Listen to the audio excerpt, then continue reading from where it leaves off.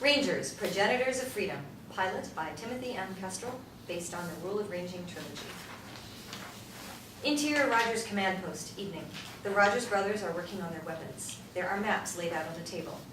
There is banging on the door, and Catherina comes in carrying a musket and haversack slung over her shoulders.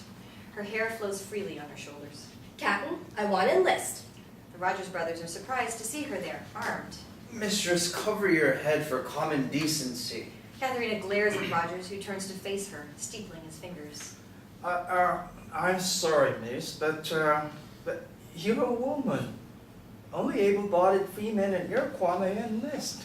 Catherina throws a sachet of ball ammunition and black powder on the table. One packet opens and a musket ball rolls out next to the other ordnance. My aim is as sure as any man's, and my balls are just as big. She raises her musket and snaps into a shooting stance, then lowers the rifle slowly. She glares back at the stunned men. Well, miss, The Abenaki killed my brother. I can carry my own weight. Be assured of that. I understand that we enlist only hunters and trappers and men hardened by hardships. Maybe you could do work around the camp.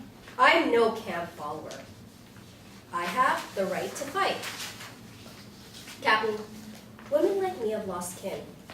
We're driven to battle. Rogers loses his patience. I'm sorry, maybe you can find something with the artillery, but not here. Rangering is too demanding for a woman. Catherina walks up to him and stares him in the eyes.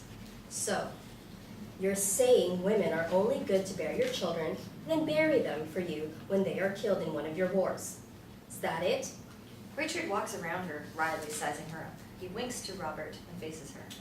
Well, perhaps you could find out the Abenaki's whereabouts for us. Catherina's eyes flash. She spins on her heels, storms out, and slams the door hard behind her. The men in the room are left in stunned silence. Exterior Fort Edward, moments later. Finn hurries toward the Silver Star, holding the pass in his hand. Catherina catches up with Finn and grabs him by the arm. It's better to fight for something than run for nothing. I helped you. Finn looks apologetic, grimaces, and rubs his temple. Yes, you did more than your share. I'll return the favor one day. Finn keeps going. That infuriates Catherina. There's two kinds of men I just can't stand. Catherina is flabbergasted as Finn leaves her standing there and runs to the tavern. Interior Silver Star, day. Finn rushes in, waving the pass. He sees Fronto and Gus at a table and walks triumphantly to them. Success is how high you bounce when you hit the bottom. Now, let's count our blessings and get the hell out of here. Catherina follows him in, trying to get his attention. Suddenly, Jefferson Blythe, in tears and a bloody bandage on his head, runs in from the back door. He points at Finn and Catherina. Oh, there they are! Seconds later, Johann Kopf and the Hessians rush in, followed by Sheriff Jimmy Dick. Kopf points at Finn. Arrest that man. He is to be detained for the due execution of the law. The Hessians move in to arrest Finn, but Hazen and McCurdy step in front of them. Hessian, you're the son and heir of a mongrel bitch. This man is with us. Kopf turns into a screaming ball of anger, shouting and foaming at the mouth. He doesn't belong anywhere. He's a worthless orphan.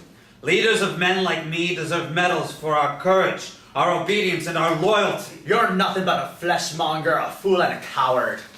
Taking a close look at Kopf, Finn's eyes widen as he now remembers who Kopf is. Finn's face turns red and sweaty. It's you. Kopf laughs at Finn mockingly. He hisses between his teeth. Buffoon. I followed you to your village. I fucked your mother. Finn's face is ashen as he is stunned by guilt and shame. Flashback. His dying mother at his feet, Finn fights the Hessians when their leader, a young Hessian officer, walks amid the smoke, laughing, overeager to show his mettle. Finn only sees the man's back and the bloody sword in his hand. Finn desperately fights the Hessians, but his feeble hits only make the evil laughter even louder.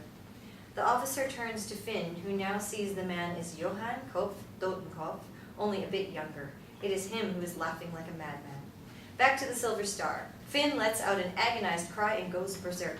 Finn attempts to attack Kopf, but Gus and Fronto pull him back, barely saving him from the Hessians' bayonets. Robert Rogers rushes in and points his finger at Finn.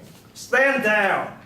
There's no time for personal feuds. Besides, he's an officer in His Majesty's service. Robert turns to Kopf and stabs his finger hard in his chest. Return to your place, Kopf. This man works for me and has my permission to travel.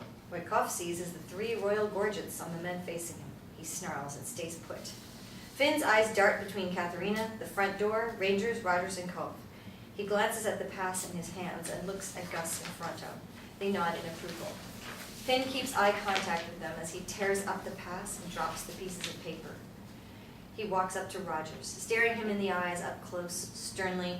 Sir, I'm sure you'll always demand we take the harder road, but we'll enlist. In exchange, I'll get proper and private revenge upon that man. Robert does not even bat an eyelash. Beat. Then his face widens into a fake, innocent grin underneath the stubble beard. He whispers. Why do you assume there are 2 roads? Kopf curses under his breath. He spins around to focus his relentless gaze on Catherina and snarls, bearing a golden tooth.